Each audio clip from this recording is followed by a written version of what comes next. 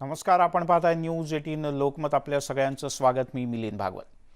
जगभरातली आणि देशातली ही चर्चेतली सगळ्यात मोठी बातमी आहे ती अर्थातच अफगाणिस्तानची. आणि मुद्दा आहे अफगाणिस्तानचं पुढे काय होणार, कारण अफगाणिस्तानमध्ये तालिबान राज सुरू झालंय. अफगाणिस्तानची राजधानी काबूलवर तालिबाननं रविवारी कब्जा केला. दरम्यान तालिबाननं अफगाणिस्तानातील सत्ता काबीज केल्यानंतर देशाबाहेर पडण्यासाठी भीतीग्रस्त नागरिकांचे लोंढेच्या लोंढे काबूलच्या विमानतळावर दाखल झाले होते. या पार्श्वभूमीवर सोमवारी सकाळी इथे अभूतपूर्व अनागोंदी झाली होती. यावेळेला झालेल्या रेटारेटीत आत्तापर्यंत 7 जणांचा मृत्यू झालाय. अमेरिकी लष्कराच्या अधिकाऱ्यांनी दिलेल्या माहितीनुसार अमेरिकेच्या लष्करी विमानात जबरदस्तीनं चढताना अनेक जण खालती कोसळले.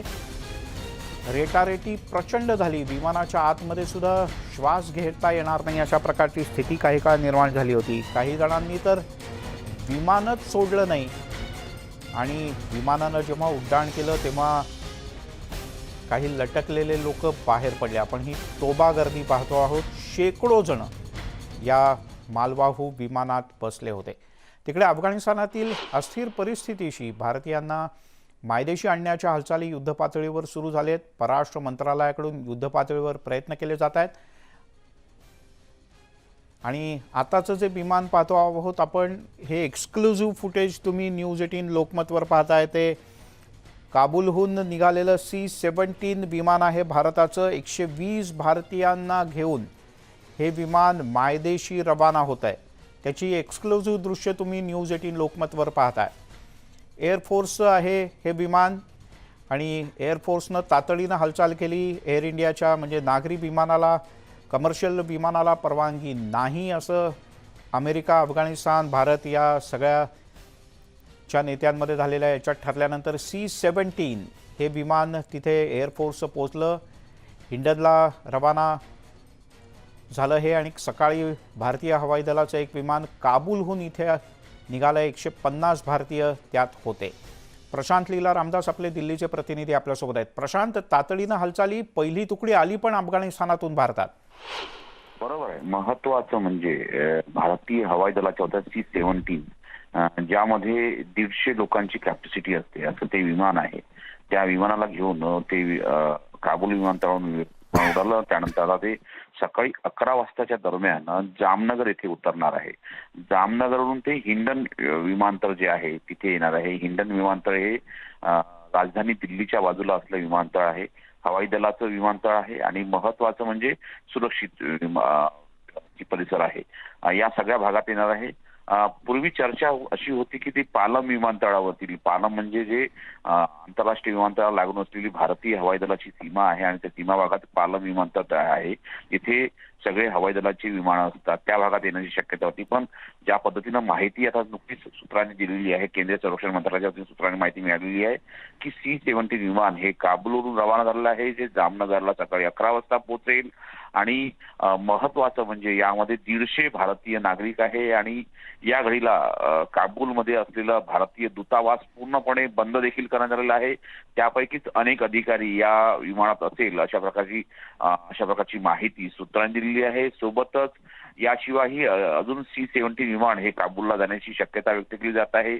भारतीय नागरिक जे अडकून पडलेले आहे, व्यापारी जे अडकून पडलेले आहे, त्यांनाही परत आणण्याकरता ही मोहीम राबवण्यात येत आहे. भारतीय हवाई दलाने संपूर्णपणे याची जबाबदारी घेतलेली आहे. कारण की ज्या पद्धतीनं अमेरिका, अफगाणिस्तान आणि भारत या दरम्यान जी चर्चा झाली, कारण की आता सध्या जे हमीद करझई आंतरराष्ट्रीय विमान जे काबूलचं आहे तिथे संपूर्णपणे त्याचे संचालन करण्याची जबाबदारी हे US आर्मीने घेतलेली आहे. आणि त्याच्या माध्यमातून आता ज्या ज्या देशाचे नागरिक अडकून पडलेले आहेत त्या देशाच्या नागरिकांच्या हवाई दलाच्या वतीने जे विमान येतील त्यामध्ये त्या देशाच्या नागरिकांना पोहोचवण्याची जबाबदारी देखील त्या सरकारच्या माध्यमातून घेण्यात येत आहे. त्यामुळे भारतीय हवाई दलाच्या वतीने C-17 हे विमान काबूलला पोहोचलं. काबूलनंतर ते जामनगरला सकाळी 11 वाजता येईल. त्यानंतर साधारणतः दुपारी 1च्या दरम्यान हे विमानतळ हिंडन विमानतळावर येण्याची शक्यता व्यक्त केली जात आहे. आणि अतिशय महत्वाचं म्हणजे भारत सरकारने या इव्हॅक्युएशन मोहीम, ज्याला जे लोक स्थलांतरित परतण्यासाठी प्रयत्न सुरू आहे त्या सगळ्यांना भारतात परत आणण्याचा निर्णय घेतला. त्यासाठी ही सगळे या प्रकारचा निर्णय हवाई दलाच्या माध्यमातून झालेला आहे. प्रशांत, आणि आज संध्याकाळपर्यंत किंवा उद्या सकाळपर्यंत आणखीन 1 किंवा 2 विमानं अशी येतील असंही बोललं जातंय. त्याबद्दल काही अधिकृत माहिती मिळाली? मिलिंद, केंद्रीय संरक्षण मंत्रालय आणि केंद्रीय परराष्ट्र मंत्रालयाच्या सूत्रांनी दिलेल्या माहितीनुसार अजून काही C-17 विमान जे आहे भारताचे ते काबूलला जातील आणि तिथे जे व्यापारी अडकून पडलेले आहे, आपल्याला माहित असेल भारताचे आणि अफगाणिस्तानचे व्यापारी बऱ्यापैकी संबंध आहे आणि अनेक अनेक प्रकारचा कच्चा माल देखील अफगाणिस्तानहून येत असतो आणि त्यामध्ये हे भारतीय व्यापारी, खास करून शीख समाजातील व्यापारी मोठ्या संख्येने तिथे असतात. त्यामुळे त्यांनाही परत आणण्याकरता सर्व ती जबाबदारी भारत सरकारने उचललेली आहे. याशिवाय जर बघितलं तर 2000 पेक्षा जास्त विद्यार्थी आपल्या भारतात अफगाणिस्तानमधले आहेत. त्यांच्या कुटुंबियांनाही आणण्याची विनंती त्या विद्यार्थ्यांनी केलेली आहे.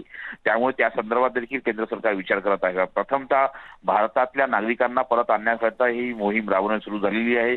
C-17चे अजून 2 विमानं अजून जातील असा सध्या अशा प्रकारची माहिती सूत्रांनी दिलेली आहे.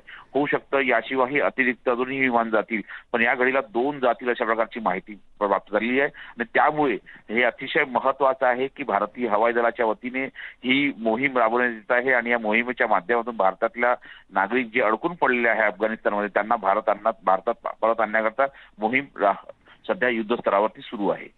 बरं, प्रशांत, तुर्तास धन्यवाद या सगळ्या सविस्तर माहितीबद्दल. ही एक्सक्लुझिव्ह दृश्य C-17 विमानाची, एअरफोर्सचं हे विमान आहे आणि हिंडनला हे विमान एक तुकडी आधीच भारतात येऊन दाखल झाली, तर दुसरी तुकडी भारतीयांची लवकरच अफगाणिस्तानमधून भारताच्या दिशेनं रवाना होईल. अफगाणिस्तानची राजधानी काबूलवर तालिबाननं कब्जा मिळवला आणि यानंतर नागरिकांमध्ये मोठी घबराट आहे. तालिबानचा पूर्व इतिहास पाहता अनेक जण देशातून अक्षरशः पळ काढतात. सर्व सीमांवर तालिबानचं नियंत्रण आहे, मग हवाई मार्गे अनेक जण देश सोडून निघतात. असाच एक हेलावून टाकणारा फोटो समोर आला आहे. यामध्ये अमेरिकेच्या C-17 या मालवाहू विमानामध्ये बसून अफगाणी नागरिक देश सोडून चालले आहेत. खच्चून भरलेलं हे विमान आहे, म्हणजे पाय ठेवायला जागा नाही. लहान मुलं, महिला, वृद्ध आणि अनेक जण आपल्या हाताला जे आलं ते घेऊन किंवा नेसत्या कपड्यानिशी आपल्या मुलाबाळांना घेऊन बाहेर पडले. या विमानात घुसण्यासाठी तर प्रचंड हाणामाऱ्या सुद्धा झाल्या. या सगळ्या चेंगराचेंगरीत काही जण मृत्युमुखीही पडले.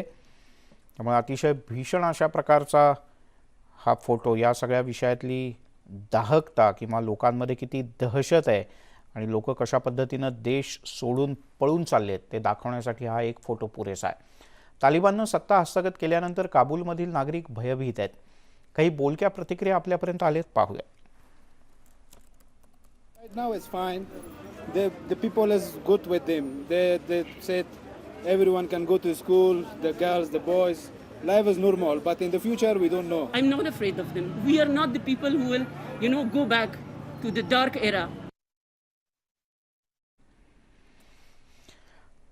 तेव्हा अनेक प्रश्न आहेत, कारण तालिबान राज जे अफगाणिस्तानात सुरू झालं आहे त्यातून पुढे नेमकं काय काय येणार. आणि आपल्यासोबत या संदर्भात माहिती देण्यासाठी संरक्षण दलातला ज्यांचा मोठा अनुभव आहे, परराष्ट्र नीतीचा ज्यांचा अभ्यास आहे, असे ब्रिगेडियर हेमंत महाजन सर आपल्यासोबत आहेत. महाजन सर, स्वागत आहे आपलं न्यूज 18 लोकमतमध्ये. 2 गोष्टींचा फक्त सुरुवातीला उल्लेख करतो आणि मग तुमच्याकडे येतो. ते म्हणजे आत्ता ज्या प्रतिक्रिया आपण 2 दाखवल्या त्याच्यात गेल्या वेळचा तालिबानी चेहरा जो होता तो हिंसक होता. मोठ्या प्रमाणात रस्त्यातही हिंसाचार आणि रक्तपात झाला. यावेळेला मात्र तालिबानचे काही नेते असं सांगतायत की आम्ही कोणाला हात लावणार नाही, विनाकारण आम्ही कोणाची हत्या करणार नाही. सध्याची काय स्थिती आहे आणि तुम्ही याकडे कसं पाहता? हो, सध्याची स्थिती तिथे एक अतिशय अराजकता माजलेली आहे. तुमच्या प्रश्नाकडे यायच्या आधी मला 2 तुम्हाला अजून महत्वाचे मुद्दे समोर मांडायचे आहेत. तुमचे प्रतिनिधी सांगत होते की एक विमान जाणार आहे, दुसरं जाणार आहे. आज एअरफोर्सकडे जवळजवळ एक स्क्वॉड्रन विमानं आहेत, हर्क्युलिस, आणि ज्याच्यामध्ये 40 टन एवढं वजन कॅरी केलं जाऊ शकतं. तर प्रॉब्लेम आपल्याकडे विमानाचा नाहीये. आपल्या लोकांना तिथनं आणण्याकरता तो तिथे प्रॉब्लेम आहे की काबूल एअरपोर्टवरती 2 विमानतळ आहेत. एक सिव्हिलियन किंवा इंटरनॅशनल एअरपोर्ट आहे आणि दुसरा मिलिटरी आहे. जो सिव्हिलियन एअरपोर्ट आहे तो पूर्णपणे बंद पडलेला आहे आणि आता फक्त मिलिटरी एअरपोर्ट हे अमेरिकेचं सैन्य चालवतं आहे. आणि तिथे शेकडो विमाने उतरत आहेत. तर त्याच्यामुळे तिथे आपल्याला उतरायला जागा मिळत नाहीये. म्हणजे प्रॉब्लेम आपल्याकडच्या विमानाचा नाहीये, जाण्याच्या हो, प्रवासाचा हो, नाहीये. तिथे उतरल्याला जागा मिळायला पाहिजे, लँडिंगच्या मध्ये जागा मिळायला पाहिजे त्याचा आहे. होय. अदरवाईज आपण आरामात 8-9 विमानं पाठवून सगळ्यांना एका दमात आणू शकतो, पण उतरायला जागा मिळत नाही. आणि दुसरं, आपण एक लांबचा रूट वापरतोय, व्हाया पाकिस्तान जात नाहीये, पाकिस्तानच्या एअरस्पेस मधून जात नाहीये, हो, आपण व्हाया इराण जातोय, कारण सरळ आणि साफ आहे. याच्याशिवाय दुसरा मुद्दा जो तुम्ही विचारला की सध्या तिथे काय चाललेलं आहे, अराजकता माजलेली आहे. ते म्हणतात आम्ही व्हायलन्स करणार नाही, परंतु मुख्य गोष्ट अशी आहे की पुढचे काही दिवस काय होईल हे कोणालाच काहीही सांगता येणार नाही. एवढं नक्की की जे तिथे सैन्य होतं अफगाणिस्तानचं, 3 लाख सैन्य, अत्याधुनिक शस्त्र, हे सगळं ते कोसळलं. ठीक आहे. आणि जे तिथे लढाई नावाचा प्रकार झालाच नाही, केवळ मानसिक युद्ध झालं, सायकोलॉजिकल वॉर झालं आणि या सैन्याने नुसते आपले शस्त्र टाकून दिली. म्हणजे ही लढाई नव्हती. आणि लक्षात असावं, अशाच प्रकारचे टोळीवाले 1947 साली भारतात पण आले होते, 20-25 हजार, आणि त्यांच्याशी भारतीय सैन्य कसं लढलं होतं हो. याची आपल्याला कल्पना असावी. 1 वर्षाचे युद्ध चाललं होतं. आणि अशाच प्रकारचे टोळीवाले पुन्हा 1965च्या युद्धामध्ये सुद्धा 10-12 हजार भारतामध्ये म्हणजे काश्मीरमध्ये यायचा प्रयत्न करत होते, आणि त्यांचा आपण कसा मुकाबला केला होता हे एक इतिहास आपल्या समोर आहे की जे तिथे अफगाणी सैन्य लढू शकलं नाहीये. आणि आज मुख्य असं आहे की आज अफगाणी सैनिकांचे जवळजवळ 150-200 अधिकारी भारतामध्ये national defence academy Khadakwasla, Indian military academy Dehradun, OTA Chennai इथे ट्रेनिंग घेत आहेत. आता ते इथेच अडकून राहणार आहेत. त्याच्याशिवाय infantry school, Mahula young officers course करतायत, तर ते इथेच राहतील. कारण प्रत्येक वर्षी 700-800 अफगाणी अधिकारी आणि सैनिक भारतीय सैन्यामध्ये ट्रेनिंग करता यायचे. आता सध्या 150 हे तर ऑफिसर्स आहेत, तर ते आता इथेच राहू शकतील. आणि याच्याशिवाय अजून एक जास्त महत्वाचं, ज्याच्याविषयी उल्लेख फारसा होत नाहीये, तुम्ही व्यापाऱ्यांविषयी बोलला, परंतु आज अफगाणिस्तानमध्ये 4 किंवा 5 हजारहून जास्त हिंदू आणि सिख आहेत, जे हो. काबूलच्या गुरुद्वारामध्ये अडकून बसले आहेत. त्यांना बाहेर काढायला पाहिजे, परंतु त्यांचा प्रॉब्लेम असा आहे की ते वेगवेगळ्या ठिकाणी अडकलेले आहेत. म्हणजे म्हणायचा अर्थ की ते एका ठिकाणी कॉन्सन्ट्रेटेड नाहीयेत. ते त्यांना पहिले एकत्र करावे लागेल, तिथून त्यांना तालिबानच्या म्हणजे हद्दीतून त्यांना एअरपोर्टकडे आणावं लागेल. तर ते आता जी बातमी येते की ज्यावेळेला इंटरनॅशनल एअरपोर्ट सुरू होईल त्यावेळेला त्यांना आणण्यात येईल. त्यांना आणणं हे महत्वाचं आहे, कारण ते आता तिथे राहणं हे जवळजवळ अशक्य आहे. आणि जोपर्यंत पाकिस्तानशी कसं वागायचा प्रश्न आहे, आता तर आपण नरसिंहराव पॉलिसी फॉलो करायला पाहिजे, म्हणजे काहीच करायचं नाही. सध्या नुसतं वेट आणि वॉच, बघत राहायचं. खरंय, खरंय. वेट आणि वॉच, कारण तिथे काय चाललंय कोणालाही नाही, माहिती महाजन सर, असंही आहे. म्हणजे गेल्या वेळची तरी स्थिती अशी होती, जसं तुम्ही म्हणालात की आपल्याकडे 2 वेळेला टोळीवाले आले. आता त्यांचा आपापसात समन्वय नव्हता. मागच्याही तालिबाननं जेव्हा अफगाणिस्तानवर हल्ला केला होता त्यावेळेच्या आणि आताच्या याच्यात थोडा फरक दिसतो. यावेळेचे तालिबाननं काबूलसुद्धा काबीज केल्यानंतर अवघ्या काही मिनिटांमध्ये त्यांचे लोक प्रवक्ते म्हणून माध्यमांना सामोरे गेले किंवा लोकांना सामोरे गेले. काही वेळेला तिथे अनाउन्समेंट वगैरेही झाल्या काबूलमध्ये की आम्ही कोणाला त्रास नाही देणार वगैरे. तर तालिबान जे पूर्वी अनेक गटांमध्ये म्हणजे छोट्या छोट्या टोळ्या मिळून एकत्र जे तालिबान झालेलं होतं, यावेळेला कदाचित तालिबान थोडंसं एकसंध असल्यासारखं वाटतंय. तालिबान नक्कीच जास्त एकत्रित आहे, परंतु तो थोडासा सध्या आभास आहे किंवा व्हर्च्युअल आहे. आपल्याला एक माहिती कळायला पाहिजे, जी मला मीडियामध्ये जास्त आलेली नाहीये. या तालिबानची संख्या ही 50-60 हजाराहून जास्त नाहीये, जे शस्त्रधारी आहेत म्हणजे त्यांची. आणि त्यांना जे नेतृत्व पुरवलेलं आहे ते मी रिपीट करतो, पाकिस्तानी सैन्याने पुरवलेलं आहे. पाकिस्तानी सैन्याचे स्पेशल फोर्सेसचे SSG ग्रुप वगैरे जे असतात ते तिथे आहेत. आणि त्याच्याशिवाय 15-20 हजार पाकिस्तानी दहशतवादी सुद्धा तिथे मदत करायला गेले आहेत. परंतु मुख्य काय, तालिबान हे अतिशय चांगले लढवय्ये आहेत, याच्यात काही डाऊट नाही. परंतु जी कन्व्हेन्शनल लढाई असते, म्हणजे समजा जर कंधारवरती हल्ला करायचा म्हटला तर कंधारचं रक्षण करण्याकरता तिथे एक ब्रिगेड म्हणजे 5-6 हजार सैनिक होते. त्याच्यावरती नुसतं AK-47 रायफलने फायर करून हल्ला करता येत नाही. तर तिथे त्यांनी मानसिक युद्ध केलं, प्रोपगंडा वॉरफेअर केलं, त्यांना घाबरवण्याचा प्रयत्न केला. सांगण्यात आलं की आता अफगाणिस्तानचं सरकार आणि तालिबान ज्यांचे मिळून राज्य येणार आहे, तुम्ही सरेंडर करून टाका. म्हणजे वेगवेगळ्या तंत्राचा वापर केला आणि नेतृत्व हे पाकिस्तानी सैन्याने दिलेलं आहे, हे आपल्याला माहिती पाहिजे. आणि काय होतं की आजकाल आज समजा काबूलमध्ये किती तालिबानी सैनिक असतील, काबूलचं रक्षण करण्याकरता जवळजवळ 2 डिव्हिजन म्हणजे 30-40 हजार अफगाणी सैन्य होतं. हो. पण ते लढलेच नाही तर मग होणार काय? खरंय. आणि जे काबूलला जे अफगाणी पोहोचले त्याची संख्या 200, 300, 400 सुद्धा जास्त नाहीये. आणि ज्याला थोडंसं लष्करी ज्ञान आहे त्याला कळेल की इतका प्रचंड देश, तिथे 15-20 शहरं, त्यांना कॅप्चर करणं काय 50-60 हजार माणसाकडनं शक्य असतं? अशक्य आहे ते. खरंय. लढाई झालीच नाही, ही फक्त मानसिक युद्ध झालं आणि सगळे आपले शस्त्र टाकून पळून गेले, इन्क्लुडिंग त्यांचे प्रेसिडेंट, की असं म्हणतात की ते एका हेलिकॉप्टरमध्ये पूर्ण सोनं चांदी भरून ते निघून गेले ते. आणि आता बहुतेक ते आता अमेरिकेत ते पोहोचले असते. तर त्याच्यामुळे आताचं जे तालिबान आहे त्यांना लिडरशिप ही पाकिस्ताननी पुरवलेली आहे. ते ऑर्गनाइज आहे याच्यात काही डाऊट नाहीये. परंतु तालिबान सुद्धा एक कोहेसिव्ह फोर्स नाहीये. ते तालिबानमध्ये जे मेजॉरिटी आहेत ते पख्तुनी किंवा पठाणस आहेत, की जे भारत आपलं अफगाणिस्तान आणि जे पाकिस्तानच्या सीमेच्या दोन्ही बाजूला राहतात, पाकिस्तानच्या बाजूला सुद्धा राहतात. आणि 30-40% जे तालिबानी आहेत ते इतर आहेत, म्हणजे आहेत, हमारा आहेत, मग किर्गी आहेत. आणि तुम्ही ज्याचा उल्लेख केला जसं पाकिस्तानने पाठवलेले काही कमांडोज आहेत किंवा पाकिस्तानने पाठवलेले किंवा घुसवलेले, पाठवलेले म्हणण्यापेक्षा घुसवलेले काही अतिरेकी आहेत की ज्यांना पाकिस्तान प्रशिक्षण देत असतं. आपल्यासोबत शैलेंद्र देवळाणकर सुद्धा आहेत, आंतरराष्ट्रीय घडामोडींचे अभ्यासक. देवळाणकर सर, आपण जर का पूर्ण अफगाणिस्तानचा विचार केला तर 40पेक्षा जास्त प्रांत इथे आहेत. जी आत्तापर्यंतची माहिती आहे या सगळ्याच्या सगळ्या प्रांतावर अद्यापही तालिबाननं वर्चस्व मिळवलेलं नाही, पण जे महत्त्वाची शहरं आहेत त्यावर मात्र तालिबानचं पूर्ण वर्चस्व आहे.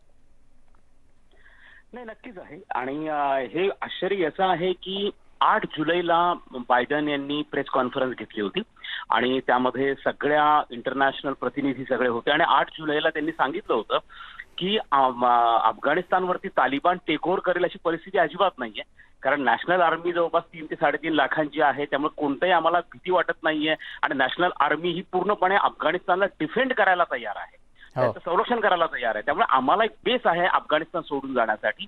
8 जुलैला त्यांची अशा स्वरूपाची घोषणा होती आणि त्याच्यानंतर साधारणतः 1 महिना 4-5 दिवसानंतरच संपूर्ण अफगाणिस्तान जे आहे हे तालिबानच्या कब्जामध्ये जातं.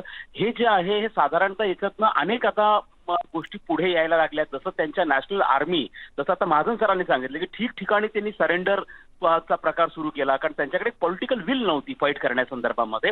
आणि मुख्य म्हणजे त्यांचं जे ट्रेनिंग झालेलं होतं हे ट्रेनिंग देखील एक काउंटर इन्सर्जन्सी फोर्स म्हणून झालेलं, एक फुल फ्लेज सैन्य म्हणून झालेलंच नव्हतं. त्यामुळे अनेक प्रश्न उद्भवत आहेत. मग खरंच अमेरिका आणि नॅटोनी ह्या नॅशनल आर्मीला ट्रेन केलं होतं का?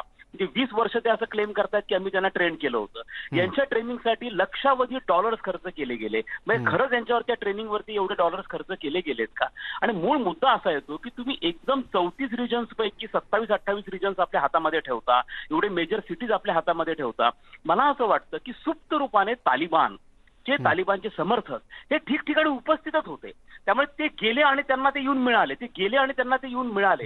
असाच प्रकार होईल नसता केवळ महिन्याभराच्या अंतरामध्ये 60,000 योद्ध्यांना अख्खा तालिबान आपल्या हातामध्ये घेणं, वेगवेगळे ग्रुप. देवळाणकर सर, काही वेळेला असं असतं की आंतरराष्ट्रीय नेते काही छोट्या छोट्या गोष्टींमधनं, शब्दांमधनं किंवा कृतींमधनं काही इंडिकेट करत असतात.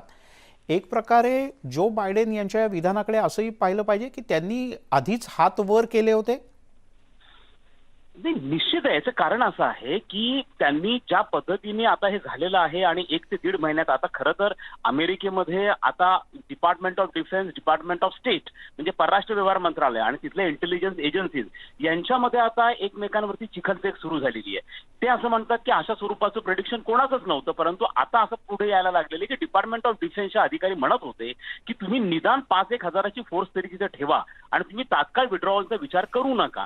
आता अशा स्वरूपाने आणि बायडनला थोडंसं आयसोलेट करण्याचा प्रयत्न केला जात होता, परंतु बायडनला याची पूर्ण कल्पना नव्हती असं म्हणणं शक्यच नाहीये, कारण तालिबानला पाकिस्तान समर्थन करणार नाही हे निश्चितपणे याची कल्पना बायडननी केली नव्हती असंही सांगणं फार अवघड आहे. कारण त्यांच्या इंटेलिजन्स एजन्सीला माहिती आहे की पाकिस्ताननीच या तालिबानला वाढवलेलं आहे, तालिबानचा उगम विकास कसा झाला याची त्यांना पूर्ण कल्पना आहे. त्यामुळे याच्या संदर्भामध्ये अनेक कॉन्स्पिरसी थिअरीज पुढे येतात. त्याच्यातली एक अशी आहे की बायडन यांना ज्यांची चीन बरोबर स्पर्धा आहे त्यांना चीनला डिस्टर्ब करायचं होतं आणि डिस्टर्ब करण्यासाठी म्हणून त्यांनी तालिबानला मुद्दामून येण्याचा स्कोप उपलब्ध करून दिला, जेणेकरून तालिबान शिनशियांगमध्ये चीनला त्रास देईल, उघूर मुस्लिमांना सपोर्ट करेल आणि त्यामुळे चीन कुठेतरी डिस्टर्ब होईल. तर असा देखील याच्यामधल्या कॉन्स्पिरसी थेरीज आहेत. परंतु आता हे असं दिसून चित्र येतं आहे की चीनने तिथं मोठ्या प्रमाणावरती भूमिका पार पाडण्यासाठी तयारी दाखवली आहे. चीनने तालिबान अफगाणिस्तानच्या इकॉनॉमिक रिकन्स्ट्रक्शनसाठी तयारी दाखवलेली आहे. हो, त्यामुळे हो. आता एक पाकिस्तान, तालिबान आणि चायना असा एक ऍक्सिस ज्याला आपण बरोबर. अभद्र नाही, युती पण असं म्हणतो. देवळणकर ही सर, अभद्र याला युती याला आता याला आणखीन एक किनार रशियाची आहे का महाजन सर? कारण रशियानं सुद्धा आता अफगाणिस्तानची सत्ता तालिबाननं हाती घ्यावी किंवा ॲडमिनिस्ट्रेशन तालिबान चांगल्या प्रकारे सांभाळेल अशा प्रकारचा विश्वास रशियानं उघडपणे व्यक्त करणं, याचा अर्थ कारण पहिल्यांदाही आपल्याला आठवत असेल तर रशियानंच काही कुरापती सुरुवात केल्या होत्या अफगाणिस्तानमध्ये. आताही या सगळ्यात रशिया आहे चीनबरोबर तालिबान्यांना मदत करायला? नावाची ऍक्सिस नसते.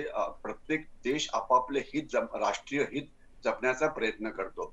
जोपर्यंत संबंध रशियाचा आहे, सध्या त्यांचं लक्ष असं आहे की जे 5 सेंट्रल एशियन रिपब्लिक्स आहे म्हणजे कझाकिस्तान, किर्गिस्तान, हो. उझबेकिस्तान, तुर्कमेनिस्तान वगैरे, त्यांच्यामध्ये तालिबानचा ओव्हरफ्लो जाऊ नये हे त्यांचं मुख्य काम आहे. म्हणून त्यांनी रशियन सैन्य आणि इतर सैन्यांना तिथे तैनात केलेलं आहे. कारण हे सगळे जेवढे सगळे स्थान आहेत त्यांची बेसिक पॉप्युलेशन ही मुस्लिम आहे. हो. थोडेसे मॉडर्न मुस्लिम्स आहेत, परंतु मुस्लिम आहेत आणि तिथे सुद्धा उग्रवाद पसरतो आहे आणि तो झाला तर रशियाला खूप त्रास होऊ शकतो. म्हणून त्यांची ती एक डिफेन्सिव्ह भूमिका आहे. जोपर्यंत चीनचा प्रश्न आहे, चीनला म्हणजे एक थिअरी, कॉन्स्पिरसी थिअरी विषयी शैलेशजी बोलले, त्याच्यामध्ये एक असा म्हणजे अनेक अमेरिकेचे थिंक टँक्स असं सांगण्याचा प्रयत्न करत आहेत की ही जी अफगाणिस्तान मधली दलदल आहे तिथे अनेक महाशक्ती फसलेल्या आहे आणि Afghanistan has been a graveyard of super powers. 19th सेंचुरीमध्ये ग्रेट ब्रिटन, 1980s to 1990 मध्ये USSR आणि आता अमेरिका. त्यांना वाटतंय की अजून एक सुपर पॉवर चायना इथे फसेल आणि फसेल कशी फसेल, चीनला वाटतं की आपल्याकडे जी अचाट आर्थिक शक्ती आहे त्या शक्तीच्या मदतीने हे जेवढे सगळे वॉरलॉर्ड्स आहेत त्यांनी ते विकत घेतील. चीनला थोडक्यात करायचं काय आहे की त्यांना तिथे जे अफगाणिस्तानची जी नैसर्गिक संपत्ती आहे त्याच्यावरती डल्ला मारायचा आहे. रेअर मिनरल्स आहेत, रेअर आपलं तेल आहे, गॅस आहे, म्हणजे हजारो कोटी अब्ज रुपयाची ते नैसर्गिक संपत्ती असं म्हटलं जातं. ते प्रूव्हन नाहीये पण आहे. तर त्याच्यावर डल्ला मारायचा आणि नंतर त्यांचा जो चायना पाकिस्तान इकॉनॉमिक कॉरिडॉर जो एक व्हाईट एलिफंट झाला आहे, सफेद हत्ती झालेला आहे, ज्याचा काहीच उपयोग नाही कोणाला, तर त्याला त्यांना जोडायचं आहे via Afghanistan to Central Asian republics, की ज्यामुळे तो एक वन बेल्ट वन रोड किंवा बेल्ट अँड रोड इनिशिएटिव्ह किंवा ओबोर नावाचा जो प्रकल्प चीनला सुरू करायचा ते करायचा आहे. आणि त्याकरता ते आता तालिबानला आपल्या बाजूने आणण्याचा प्रयत्न करत आहेत. त्यांना वाटतं आहे की तालिबानची मदत घेऊन हे जे रस्ते अफगाणिस्तान मधून जातील सेंट्रल एशियन रिपब्लिककडे त्याचं रक्षण करता येईल. परंतु ते करता येईल का हे येणारा काळच सांगेल. पण थोडक्यात सांगायचं म्हटलं, चायना पाकिस्तान इकॉनॉमिक कॉरिडॉर जिथे चायनाचा नंबर 1 मित्र पाकिस्तान आहे, त्यांनी तिथे 2 डिव्हिजन्स तैनात केलेले आहे, तरी तिथे चीनी मारले जात आहेत. गेल्या 3 महिन्यामध्ये चीनवरती 4 हल्ले झाले. त्यामुळे चीन दुहेरी कात्रीत आहे. म्हणजे एकीकडे पाकिस्तानला मदत तर करायची आहे, त्यांच्याकडनं आर्थिक किंवा वेगवेगळे फायदे तर मिळवायचे आहेत, पण त्याच वेळेला स्वतःचं सैन्यही वाचतं म्हणजे अडचणीत आलंय, तर त्याचाही सांभाळ करायचा आहे. एक छोटासा ब्रेक घेऊयात. एका छोट्याशा ब्रेक नंतर महाजन सर आणि देवळाणकर सर आपल्याबरोबर असणार आहेत आणि हे तालिबान राज जे अफगाणिस्तानात सुरू झालंय, काय काय नेमकं पुढे होणार आहे पाहणार आहोत एका छोट्याशा ब्रेक नंतर.